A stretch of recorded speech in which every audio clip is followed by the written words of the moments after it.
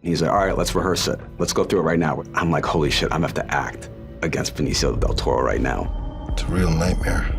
The film deals with themes of deception, and when I think of the word reptile and this idea of snakeskin, I think of the shedding of skin, right? Introducing a character as one thing and revealing them to be something else. That's something that we play within the movie for all the characters.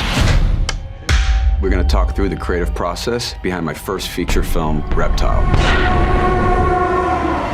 I thought I wanted to be a film composer. College, first year in a film history class, I remember watching Alain René's Hiroshima Mon Amour, and it was like in that moment I knew that I wanted to be a director. After college, I started directing music videos for friends of mine who were in bands. It became a sort of career that I just pursued and spent a good portion of the last decade directing music videos. When you make a music video, you usually have like a day, maybe two max. And I think that pressure to succeed, that pressure to make something good with a short amount of time, with a certain budget that a lot of people are gonna see, I thrived on that pressure. You learn what your style is, what you're good at, things that you can take to when you end up making a movie, you'll be more comfortable in the sort of role as a director. I think I always knew that I wanted my first film to be a sort of crime thriller. I wanted to make something that was more of a contemporary noir that sort of paid homage to great films from the past, but also did something a little bit more modern and just make something that was unique. My producers worked with Benicio on Sicario. They said, listen, we can give Benicio the script. Are you cool with that? I was like, are you fucking kidding me? You want to get God in the movie? Let's go.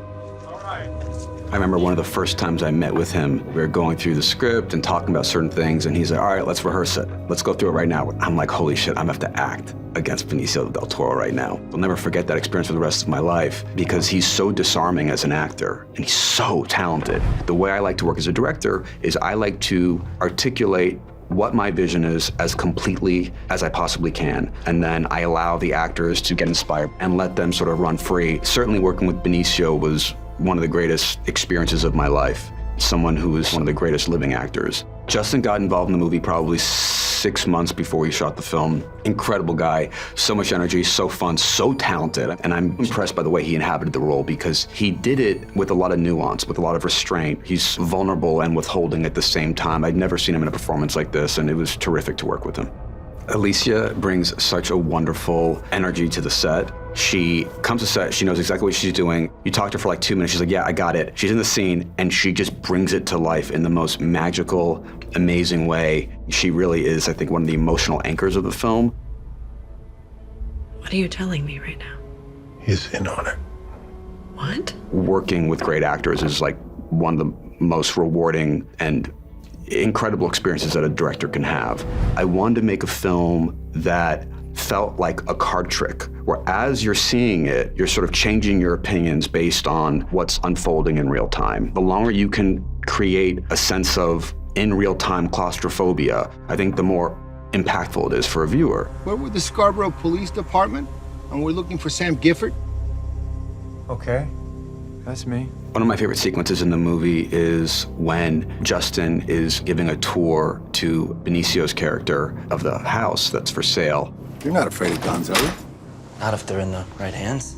That sequence is shot pretty much with all oneers. One is just the primary camera, which just pans with them as they enter the house. We set up a camera in the basement. And then the third camera was set up upstairs. So I'm letting this entire sequence play out in real time. That's just such a gift for a filmmaker, where you just feel really the magic of what's happening on screen.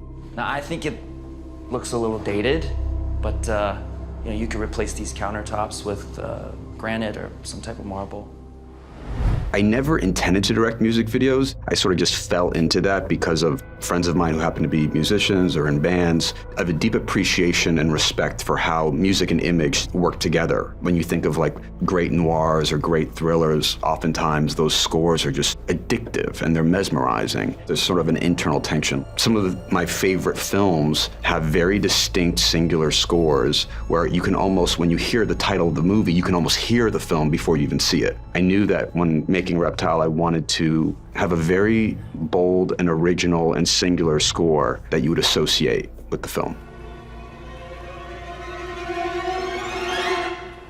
One of the things I learned was to allow myself to be free, allow myself to not subscribe, like I have to shoot a scene a certain way. I just sort of submitted to the experience of making a movie. Originally, when I intended to make this movie, I thought I was going to shot list the whole movie. Mike Giolakis and I got through like the first week of shooting in terms of like shot listing everything, and then after that we were like, okay, we just have to wing it. Committing to whatever your path is and just refusing to give up is the most important thing. You're never going to be happy unless you listen to yourself and make sure you execute your own vision. Obviously, you want to be collaborative and you want to hear other people's thoughts, but at the end of the day, you have to trust your instincts. If you have an idea about a scene or idea about a moment or idea about the movie that you're really passionate about, my suggestion is to follow that instinct. Check out my first film, Reptile, only on Netflix.